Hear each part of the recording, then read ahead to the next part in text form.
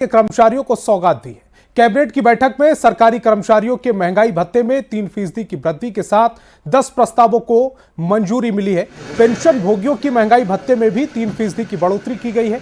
विधानसभा में एचवी की रिपोर्ट पेश करने के प्रस्ताव के साथ पीएम उच्च शिक्षा अभियान के तहत मेरू के लिए फंड को मंजूरी मिली है। हजारीबाग के विनोबा भावे विश्वविद्यालय को 99 करोड़ 56 लाख रुपए की प्रशासनिक स्वीकृति मिली है। साथ ही रिम्स के पूर्व डायरेक्टर डॉक्टर तुलसी महतो को पदोन्नति देने का प्रस्ताव मंजूर हुआ है। मंत्रिपरिषद की बैठक में कुल 10 प्रस्ताव पारित किए गए हैं। पहला प्रस्ताव है राज्य सरकार के कर्मियों को दिनांक 1/1/16 से प्रभावी पुनरीक्षित वेतनमान 7वें केंद्रीय वेतनमान में दिनांक 1 जुलाई 24 के प्रभाव से महंगाई भत्ता की दरों में अभिवृद्धि की संबंध में। पहले यह दर 50% था, जो अब 53% हो जाएगा।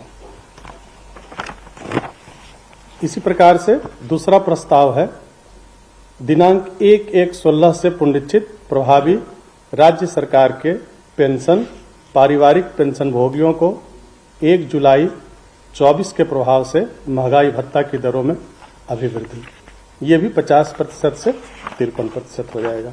3% की अभिवृद्धि हुई है। देश के पूर्व प्रधानमंत्री अटल बिहारी वाजपेयी की जन्म शती को बीजेपी यादगार बनाने की तैयारी में है। कल से शताब्दी वर्ष शुरू होगा, जिसे बीजेपी पूरे 1 साल तक श्रद्धांजलि देने के लिए मनाएगी। राज्यसभा सांसद आदित्य साहू ने कार्यक्रम को लेकर जानकारी दी।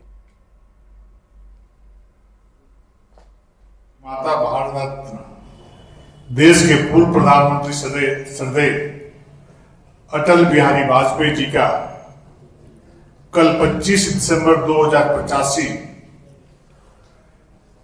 का जन्म शताब्दी वर्ष प्रारंभ हो रहा है,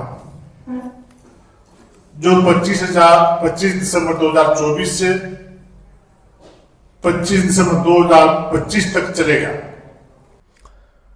और 25 दिसंबर को जमशेदपुर के शहीद निर्मल महतो की 74वीं जयंती मनाई जाएगी, जिसके तहत कदमा उलियान समाधि स्थल पर स्वर धर्म प्रार्थना का आयोजन होगा। कार्यक्रम में शहीद के परिवार की तरफ से श्रद्धांजलि अर्पित की जाएगी। ईचवागढ़ की विधायक सविता महतो ने समाधि स्थल और सभा स्थल का निरीक्षण किया। मुख्यमंत्री हेमंत सोरेन और राज्य के अन्य मंत्री और विधायक के कार्यक्रम में शामिल होने की संभावना है। के मुख्यमंत्री आदरणीय हेमंत सोरेन जी भी आने का संभावना है, और उनके साथ साथ हमारे गठबंधन के सहयोगी मंत्रीगण, विधायकगण और सांसदगण और पार्टी के कई बड़े नेतागण आएंगे। उसके साथ साथ कार्यकर्तागण भी, ऐसे ग्रामीण भी आते हैं, और हमारे झारखंड की नहीं, बंगाल और उड़ीसा में से भी आके यहाँ श्रद्धांजलि देते हैं। और दुमका के दुधानी बीएसएनएल ऑफिस के पास सुभाष प्रसाद साहा के घर में भीषण आग लग गई, जिससे घर में रखा सारा सामान, महत्वपूर्ण कागजात और शैक्षणिक प्रमाण पत्र जलकर राख हो गए। पीड़ित फेरी का काम करते हैं। घर में उनकी पत्नी और 3 बेटियां मौजूद थी। जब यह हादसा हुआ, मौके पर नगर थाना की पुलिस और दमकल की 2 गाड़ियों ने आग पर काबू पाया। फिलहाल आग लगने के कारणों का पता नहीं चल पाया है। अब कैसे हम लोग को कुछ नहीं पता, कैसे हम लोग सब कुछ नहीं बचा है, कुछ नहीं ट्यूशन पढ़ा के पढ़ेगी कल। हैदराबाद में स्थानीय और गैर स्थानीय मजदूरों के बीच विवाद के बाद झारखंड के मजदूरों की घर वापसी की तैयारी की जा रही है। ये विवाद बंगाल के मजदूरों से शुरू होकर झारखंड के मजदूरों तक पहुंच गया है, जिससे उन्हें काम में कठिनाई होने लगी है। श्रम मंत्रालय ने इस विवाद के बाद कंट्रोल रूम एक्टिव कर दिया है और मजदूरों की सुरक्षित वापसी की योजना बनाई है। गोड्डा जिले के 18 मजदूरों को हैदराबाद से लाने की प्रक्रिया शुरू हो चुकी है। श्रम मंत्री संजय प्रसाद यादव ने कहा कि मजदूरों को कोई परेशानी ना हो, इसीलिए सभी मजदूरों को उचित सुविधा भी दिलाई जा रही है। चीज़ें हैदराबाद में हुई है, उसमें कुछ इश्यूज था कि बंगाल के कुछ लेबर के साथ और हैदराबाद के जो लोकल लेबर है उसके साथ तो कुछ इश्यूज हुआ था। उसमें जो है थोड़ा सा दोनों तरफ से जो है मारपीट भी हुई, घटना भी घट गई। तो उसमें हुआ क्या, बंगाल के लेबर तो वहाँ से निकल गए किसी तरह। उसमें हमारे ही क्षेत्र के कुछ लेबर जो है फंस गए, जो मुझे संज्ञान में आया। जब जैसे संज्ञान में मुझे आया तो मैं तुरंत वहाँ के लेबर मिनिस्टर से और सेक्रेटरी से बात किए और फिर उसको वहाँ से रिकवर कराए। अभी जो है स्टेशन पे है, टिकट उकट वो लोग को करवा दिए हैं। वो लोग जैसे यहाँ पे आ जाएगा पूरा सुरक्षा के साथ वो लोग यहाँ पे झारखंड लौट रहे हैं। और झारखंड सरकार अफीम की खेती पर अंकुश लगाने के लिए गंभीर है और इस बार सख्ती से कार्रवाई की जा रही है। सैटेलाइट इमेज पुलिस के साथ साथ फॉरेस्ट्री विभाग को भी भेजी गई है ताकि कार्रवाई में कोई रुकावट ना आए। अफीम की खेती झारखंड के घने जंगलों में फॉरेस्ट भूमि पर बड़े पैमाने पर होती है। राज्य के 5 जिलों चतरा, पलामू, खूंटी, हजारीबाग और रांची में अफीम की खेती प्रमुख रूप से होती है। पुलिस मुख्यालय इन जिलों के एसपी को सैटेलाइट इमेज भेजकर कार्रवाई में मदद कर रहा है। वो सैटेलाइट इमेजेस हम जिला के डीसी, एसपी से शेयर करते हैं और वो लोग आगे जो सर्कल ऑफिसर हैं उनको भी शेयर करते हैं। अभी हम लोगों ने एक नया निर्णय लिया है कि इन सैटेलाइट की इमेजेस को हम जिला के फॉरेस्ट अफसरों के साथ भी शेयर करेंगे, क्योंकि कई बार देखा जाता है कि अफीम की खेती जंगल के इलाका में भी की जाती है, तो हम करेंगे। और फॉरेस्ट से काफ़ी मतलब 100% तो नहीं, लेकिन करीब 70 से 80% वो सही निकलता है। अगर वो सैटेलाइट में इमेज आ रही है तो, और डिपेंड करता है किस समय आप कर रहे हैं। अगर पौधा बड़ा हो गया तो इमेज और एक्यूरेट होती है, पौधा छोटा तो इमेज उतनी एक्यूरेट नहीं निकलती। और गुमला के केंडिंग गांव में खाने पीने को लेकर हुए विवाद में युवक ने बुजुर्ग की पिटाई कर मौत के घाट उतार दिया। पुलिस ने मौके पर पहुंचकर शव को कब्जे में लिया, साथ ही आरोपी युवक को भी गिरफ्तार कर लिया। मृतक के परिवार वालों ने बताया कि गांव के लड़के साथ में खाना पीना हो रहा था, इसी बीच कुछ विवाद हुआ। आरोपी ने बुजुर्ग की हत्या कर दी।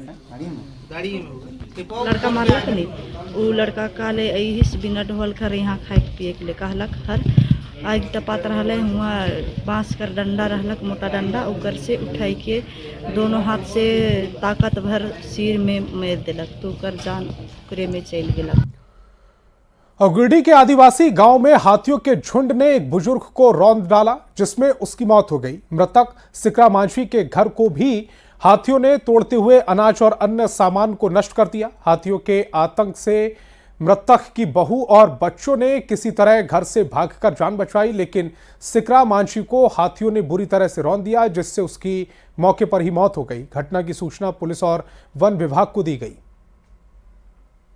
सुतल हले सब ससुराल हम ए घर में, हाँ, एगो बेटा और एगो ये बिटिया हलो, ता हमनी भागलिए थिया धसले, ता हम केवरिया पहले खोलल के केवरिया, वहाँ से हमनी भागलिए। फिर जहाँ सुतल हले वहाँ थिया गिरल इटवा, ता हमनी सब उठ गलिए, ससुरा के कहलिए बोल चल भाग, बोल या गेल थी थिया घर धसे खातिर, ता हमनी भागलिए बोल हाथी, ता भागलिए हमनी, ता धाना खाए लगल थे, ता ये ना भागे पड़ले, ता हमनी सब माँ बेटा हमनी भाग गलिए। और कल देश भर में क्रिसमस का त्योहार मनाया जाएगा। क्रिसमस को लेकर रांची में उत्साह का माहौल है। चर्च में प्रार्थना का दौर चल रहा है। चर्च में लोग पूरे श्रद्धा भाव से प्रार्थना करते नजर आए। प्रार्थना का दौर देर रात तक चलेगा। श्रद्धालुओं से बातचीत की न्यूज़ 18 संवाददाता ओम प्रकाश ने। क्रिसमस को लेकर राजधानी रांची में जबरदस्त उत्साह है। बता दें कि तमाम गिरजाघरों को जो भी वहां पर उसकी साज सज्जा की गई है, तो वहीं दूसरी तरफ अगर बात की जाए तो प्रार्थना सभा का भी आयोजन जो है वो किया जा रहा है और बड़ी संख्या में जो लोग हैं वो भी इस वक्त जो गिरजाघरों की तरफ है वो पहुंच रहे हैं। और कहीं न कहीं बात की जाए तो जो अपनी श्रद्धा भाव है उसे यहाँ पर जाहिर करते हुए नजर आ रहे हैं। हर जगह पर लोगों के लिए कई पॉइंट्स भी बनाए गए हैं जहां पर बड़ी संख्या में लोग जो हैं वो आ रहे हैं और सेल्फी पॉइंट भी देख सकते हैं। इस तरह से गिरजाघरों के पास बनाए गए हैं। और यहाँ पर अगर बात की जाए तो आज कई तरह के कार्यक्रम जो है वो गिरजाघर में हो रहे हैं। क्या कुछ मैम आज खास होता है?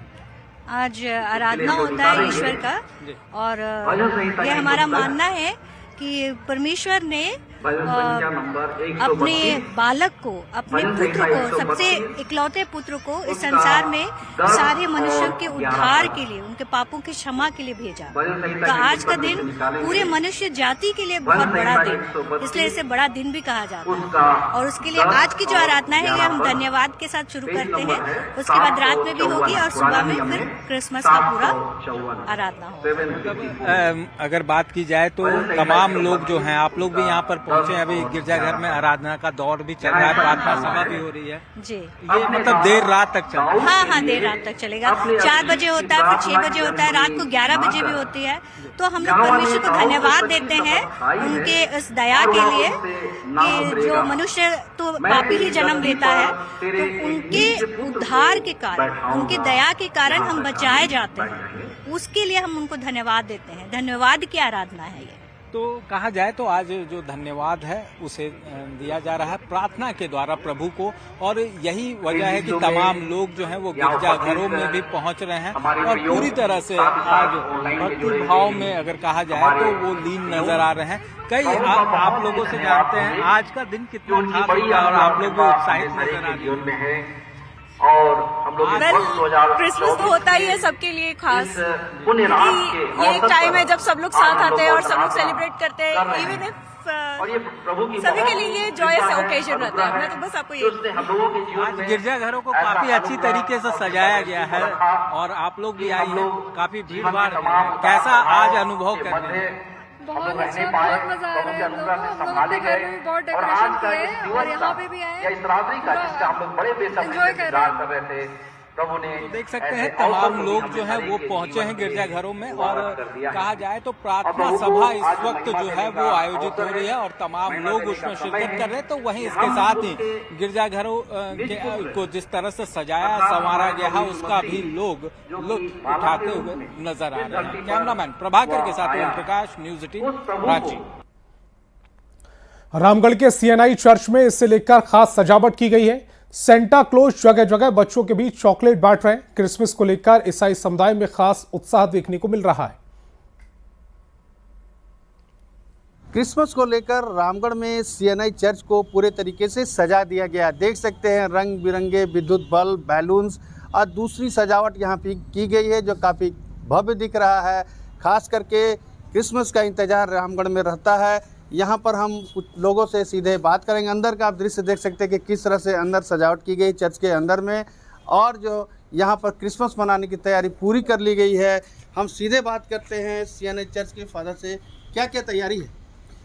तैयारियां हम सबों का बहुत सारे हैं। जैसा आप सभी देख पा रहे हैं कि चर्च का डेकोरेशन किया गया है, फिर चरनी बनाई गई है। चरनी में यीशु बालक का जन्म का दृश्य उसमें दिखाया गया है। जी जी। और क्या खास होने वाला है? और खास होने वाला है कि कल जो हमारा एक विशेष यीशु बालक के जन्मदिन के अवसर पर एक त्यौहार के रूप में मनाते हुए हम सब वर्शिप करेंगे, उनका वंदना करेंगे और बहुत सारे श्रद्धालु लोग आएंगे। और सिमडेगा से बड़ी खबर मिल रही है। प्रतिबंधित मांस बरामद किया गया है। ठठई टागर थाना के कुरुमडेगी गांव की ये पूरी घटना है जहां पर प्रतिबंधित मांस बरामद किया गया है। ठठई टागर थाना क्षेत्र के कुरुमडेगी गांव से ये प्रतिबंधित मांस बरामद किया गया है। सिमडेगा से इस वक्त की बड़ी खबर आपकी टेलीविजन स्क्रीन पर। प्रतिबंधित मांस को बरामद किया गया है। ठठई टांगर थाना क्षेत्र के कुरुमडेगी गांव की ये पूरी घटना बताई जा रही है। अब तक किसी की गिरफ्तारी नहीं हुई है। सिमडेगा से इस वक्त की बड़ी खबर आपकी टेलीविजन स्क्रीन पर। तो इस बुलेटिन में फिलहाल इतना ही। आप देखते रहिए न्यूज 18 बिहार झारखंड।